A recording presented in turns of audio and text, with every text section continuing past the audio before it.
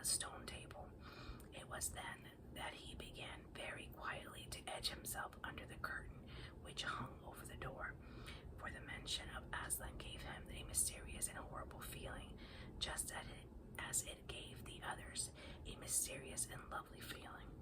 Just as Mr. Beaver had been repeating the rhyme about Adam's flesh and Adam's bone, Edmund had been very quietly turning the door handle, and just before Mr. Beaver had begun telling them that the White Witch wasn't really human at all, but half a djinn and half a giantess, Edmund had got outside into the snow and cautiously closed the door behind him. You mustn't think that even now Edmund was quiet so bad that he actually wanted his brother and sisters to be turned into stone. He did want Turkish Delight to be a prince and later a king and to pay Peter back for calling him a beast. As for what the witch would do with the others, he didn't want her to be particularly nice to them, certainly not to put them on the same level as himself, but he managed to believe, or to pretend he believed, that she wouldn't do anything very bad to them, because he said to himself, all of these people who say nasty things about her are her enemies, and probably half of it isn't true. She was jolly nice to me anyway, much nicer than they are. I expect she is the rightful queen, really, anyway. She'll be better than that awful Aslan. At least that was the excuse he made in his own mind for what he was doing. It wasn't a very good excuse. However, deep down inside, he really knew that the White Witch was a bad and cruel. The first thing he realized when he got outside and found the snow falling all around him was that he had left his coat behind in the beaver's house, and of course there was no chance of going back to it now. The next thing he realized was that the daylight was almost gone, for it had been nearly 3 o'clock when they sat down to dinner, and the winter days were short. He hadn't reckoned on this, but he had to make the best of it. So he turned up his collar and shuffled across the top of the dam. Luckily, it wasn't so slippery since the snow had fallen to the far side of the river. It was pretty bad when he reached the far side. It was growing darker every minute, and what with that and the snowflakes swirling all around him, he could hardly see 3 feet ahead, and then there was no road. He kept slipping into deep drifts of snow and skidding on frozen puddles and tripping over fallen tree trunks and sliding down steep banks and barking his chins against rocks till he was wet and cold and bruised all over. The silence and the loneliness were dreadful. In fact, I really think he might have given up the whole plan and gone back and owned up and made friends with the others, if he hadn't happened to say to himself, when I am king of Narnia, the first thing I shall do will be to make some decent roads. And of course that set him off thinking about being a king and all the other things he would do, and this cheered him up a good deal. He had just settled in his mind what sort of place he would have and how many cars, and all about his private cinema and where the principal railways would run, and what laws he would make against beavers and dams, and was putting the finishing touches to some schemes for keeping Peter in his place when the weather changed. First the snow stopped, then a wind sprang up and it became freezing cold. Finally the clouds rolled away and the moon came out. It was a full moon and shining on all that snow. It made everything almost as bright as a day, only the shadows were rather confusing. He would never have found his way in the moon if the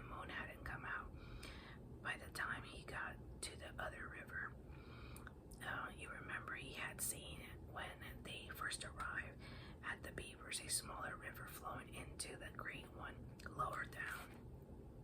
He now reached this and turned to follow it up, but the little valley down which it came was much steeper and rockier than the one he had just left, and much overgrown with bushes, so that he could not have managed it all at all in the dark.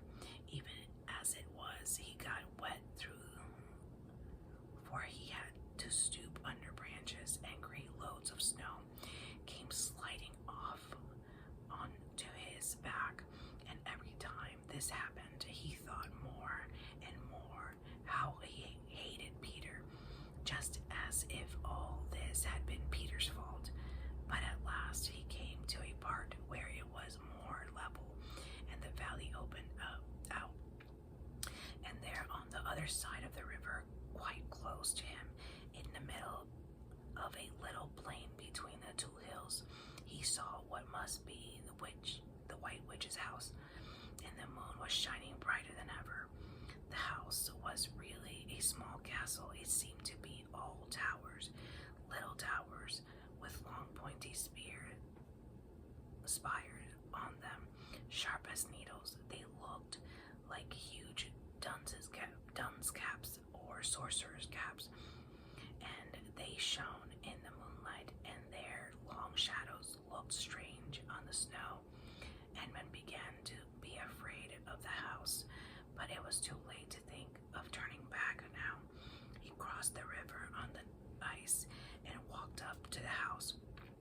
There was nothing stirring, not the slightest sound anywhere. Even his own feet made no noise on the deep, newly fallen snow. He walked on and on, past corner after corner of the house, and past turret after turret to find the door. He had to go right round to the far side before he found it. It was a huge arch, but the great iron gates stood wide open. Edmund crept up to the arch and looked inside into the courtyard, and there he saw a sight of nearly made his heart stop beating. Just inside the gate, with the moonlight shining on it, stood an enormous lion, crouched as if it was ready to spring. And Edmund stood in the shadow of the arch, afraid to go on and afraid to go back, and his knees knocking together. He stood there so long, after his teeth would have been chattering with cold, even if they had not been chattering with fear. How long this really lasted, I don't know, but it seemed to Edmund to last for hours. Then at last he began to wonder why the lion was standing so still, for he hadn't moved 1 inch since he first set eyes on it. Edmund now ventured a little nearer, still keeping in the shadow of the arch as much as he could. He now saw from the way the lion was standing that it could have been looking at him at all. But supposing it turns its head, thought Edmund, in fact, it was staring at something else, namely a little dwarf who stood with his back to it, about 4 feet away. Aha, thought Edmund, when it springs at the dwarf, then will be my chance to escape. But still the lion never moved, nor did the dwarf. And now at last Edmund remembered what the others had said about the White Witch turning people into stone. Perhaps this was only a stone lion, and as soon as he had thought of that, he noticed that the lion's back and the top of its head were covered with snow. Of course, it must be only a statue, no living animal would have let itself get covered with snow.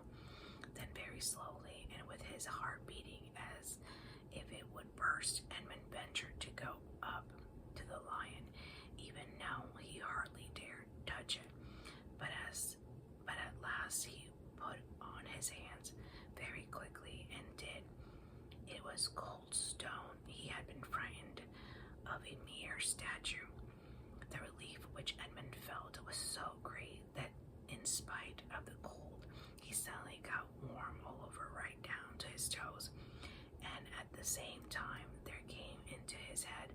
that seemed a perfectly lovely idea.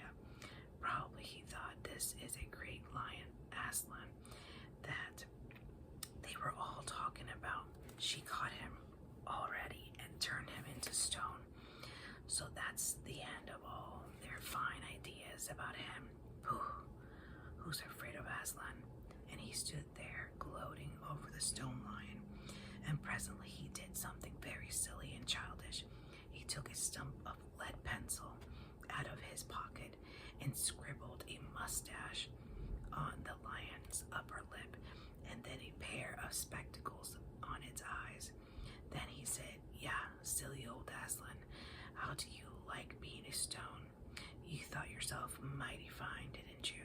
But in spite of the scribbles on it, the face of the great stone beast still looked so terrible and sad and noble, staring up in the moonlight, that Edmund didn't really get any fun out of jeering at it. He turned away and began to cross the courtyard. As he got into the middle of it, he saw that there were dozens of statues all about, standing here and there, rather as the pieces stand on a chessboard. When it is halfway through the game, there was stone satyrs and stone wolves and bears and foxes and a catty mountains of stone.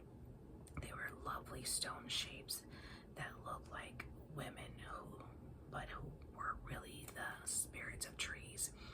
There was a great shape of a centaur and a winged horse and a long lithe creature that Edmund took to be a dragon. They all looked so strange, standing there perfectly lifelike and also perfectly still in the bright cold moonlight, that it was eerie work crossing the courtyard. Right in the very middle stood a huge shape like a man, but as tall as a tree, with a fierce face and a shaggy beard and a great club in its right hand, even though he knew that it was only a stone giant and not a live one. Edmund did not like going past it.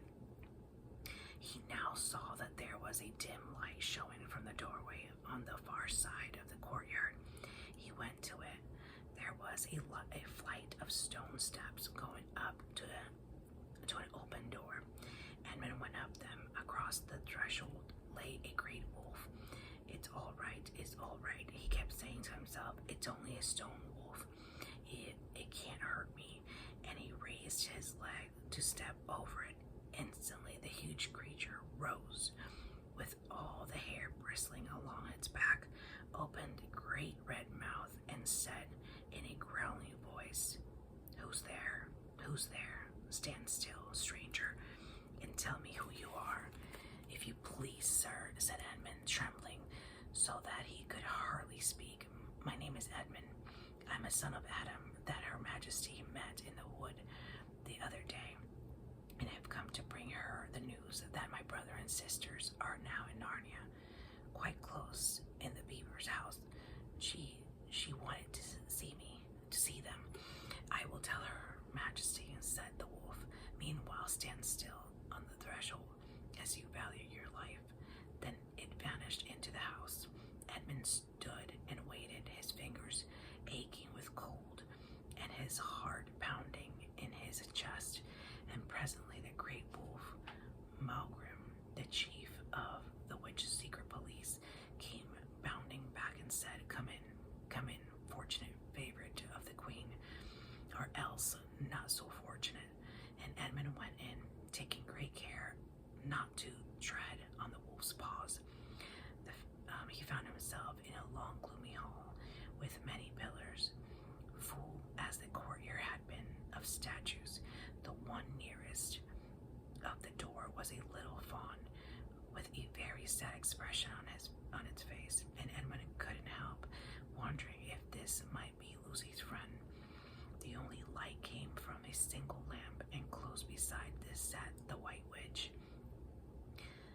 "I'm come, Your Majesty," said Edmund, rushing eagerly forward.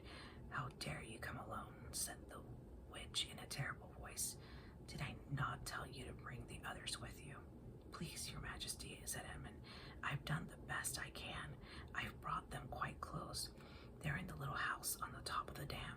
just up the river with Mr. and Mrs. Beaver. A slow, cruel smile came over the witch's face. Is that all your news? She asked. No, your majesty, said Edmund. I proceeded to tell her all he had heard before leaving the beaver's house. What? Aslan, cried the queen. Aslan, is this true? If I find you have lied to me, please, I'm only repeating what they said, stammered Edmund. But the queen, who was no longer attending him, clapped her hands. Instantly, the same dwarf whom Edmund had seen with her before appeared.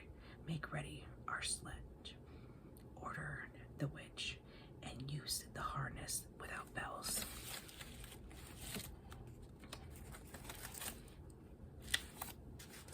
That was the end of chapter 9. Now, chapter 10. This one is The Spell Begins to Break. Now we must go back to Mr. and Mrs. Beaver and the 3 other children. As soon as Mr. Beaver said, there's no time to lose, everyone began bundling themselves into coats, except Mrs. Beaver, who started picking up sacks and laying them on the table and said, now, Mr. Beaver, just reach down that hem, and here's a packet of tea, and there's sugar and some matches, and if someone will get 2 or 3 loaves out of the crop over there in the corner. What are you doing, Mrs. Beaver? Exclaimed Susan. Packing a load for each of us, dearie, said Mrs. Beaver very coolly. You didn't think we'd set you out on a journey without nothing to eat, did you? But we haven't had time, said Susan, buttoning the collar of her coat. She may be here any minute. That's what I said, chimed in Mr. Beaver. Get along with you all, said his wife. Think it over, Mr. Beaver. She can't be here for a quarter of an hour at least. But don't we want as big a start as we can possibly get, said Peter, if we're to reach the stone table before her. You've got to remember that, Mrs. Beaver, said Susan. As soon as she has looked in here and finds we're gone, she'll be off at the top speed. That she will, said Miss Beaver, but we can't get there before her, whatever we do, for she'll be on a sledge and we'll be walking. Then we have no hope, said Susan. Now don't you get fussing there, dear, said Miss Beaver, but just get half a dozen clean handkerchiefs out of the door. Of course we've got a hope. We can't get there before her, but we can keep undercover and go by ways she won't expect, and perhaps we'll get through. That's true enough, Mrs. Beaver, said her husband, but it's time we were out of this. And don't you start fuzzing either, Mr. Beaver, said his wife. There, that's better. There's 5 loads and smallest for the smallest of us. That's you, my dear, she added, looking at Lucy. Well, I'm nearly ready now, answered Mrs. Beaver at last, allowing her husband to help her into her snow boots.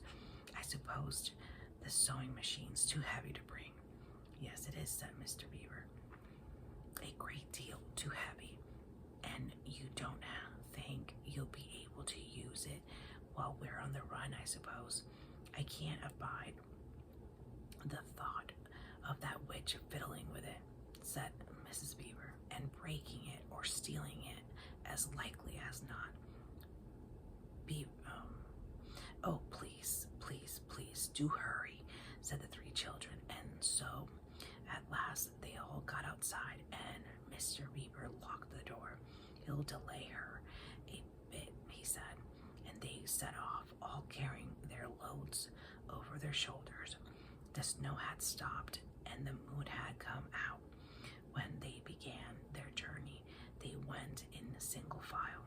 First Mr. Beaver, then Lucy, then Peter, and then Susan, and Miss Beaver last of all.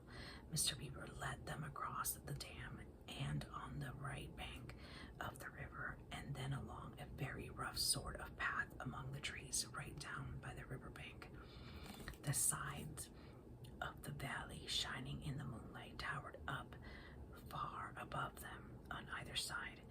best keep down here as much as possible," he said. "She'll have to keep to the top, for you couldn't bring a sled down here. It would have been a pretty enough a scene to look at it through a window from a comfortable armchair, and even as things were, Lucy enjoyed it at first. But as they went on walking and walking and walking, and as the sack she was carrying felt heavier and heavier, she began to wonder how she was going to keep up at all. And she stopped looking, and the dazzling brightness of the frozen river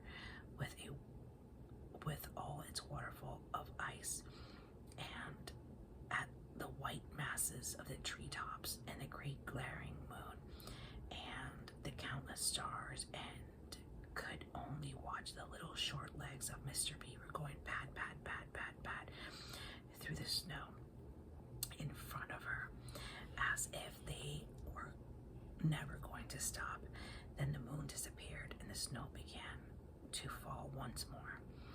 And at last Lucy was so tired that she was almost asleep and walking at the same time, when suddenly she found that Mr. Beaver had turned away from the riverbank to the right and was leading them steeply uphill into the very thickest bushes.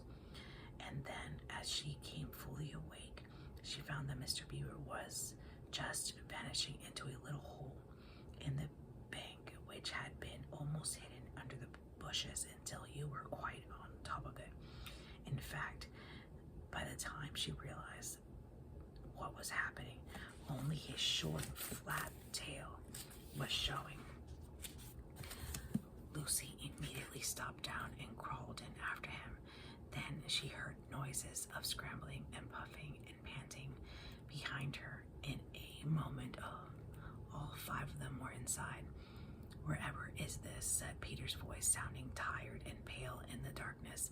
"I hope you know what I mean by a voice sounding pale. It's an old hiding place for beavers in bad times," said Mr. Beaver, and a great secret. "It's not much of a place, but we must get a few hours sleep if you hadn't all been in such a plaguey fuss when we were starting. I have brought some pillows," said Mrs. Beaver. It wasn't nearly such a nice cave, Mr. Tumnus, Lucy thought. Just a hole in the ground, but dry and earthy.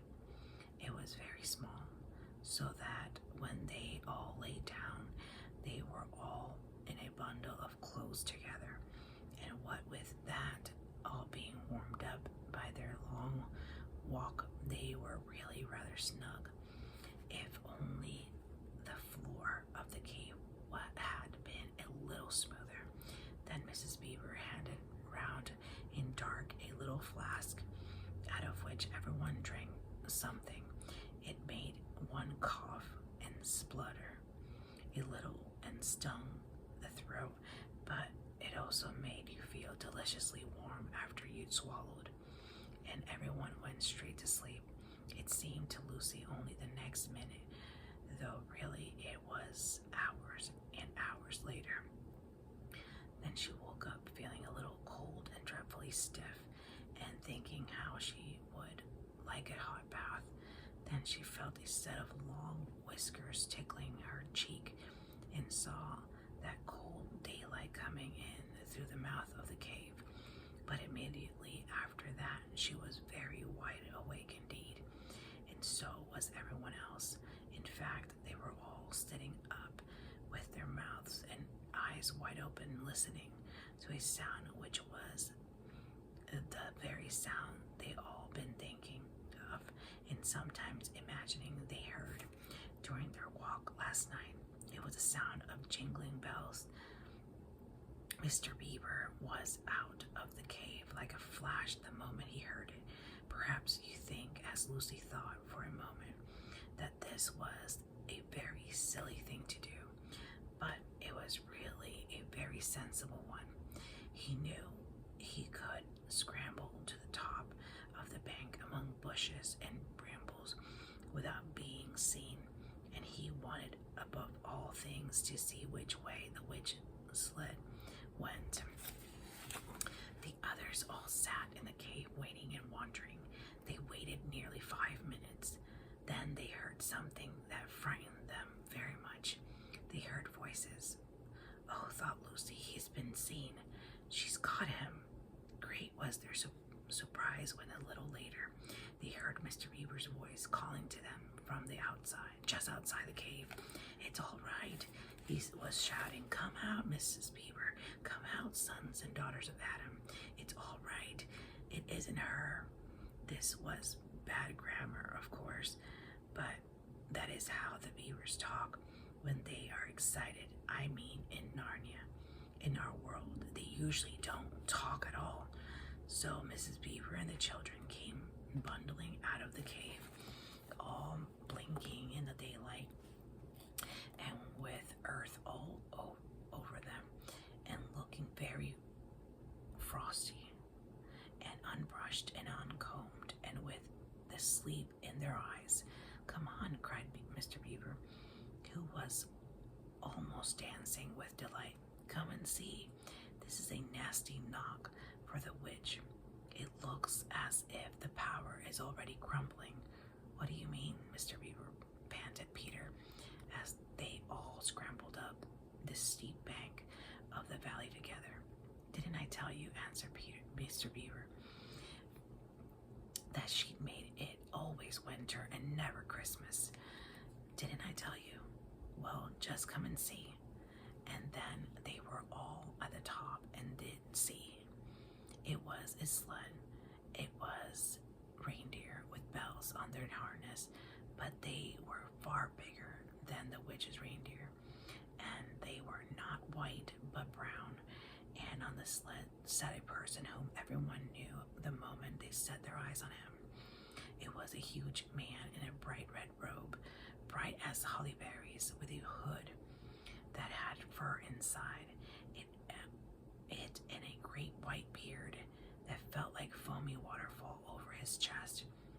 Everyone knew him because though you see people of his sort only in Narnia, you see pictures of them and hear them talked about even in our world, then world on this side of the wardrobe door. But when you really see them in Narnia, it is rather different. Some of the pictures of Father Christmas in our world make him look only funny and jolly, but now the children actually stood looking at him. They didn't find it quite like that. He was so big and so glad and so real that they all became quite still. They felt very glad, but also solemn. I've come at last, said he. She has kept me out for a long time, but I have got in at last. Aslan is on the move. The witch's magic is weakening. And Lucy felt running through her a deep shiver of gladness, which you only get if you are being solemn and still. And now, said Father Christmas, for your presents, there is a new and better sewing machine for you, Mrs. Beaver.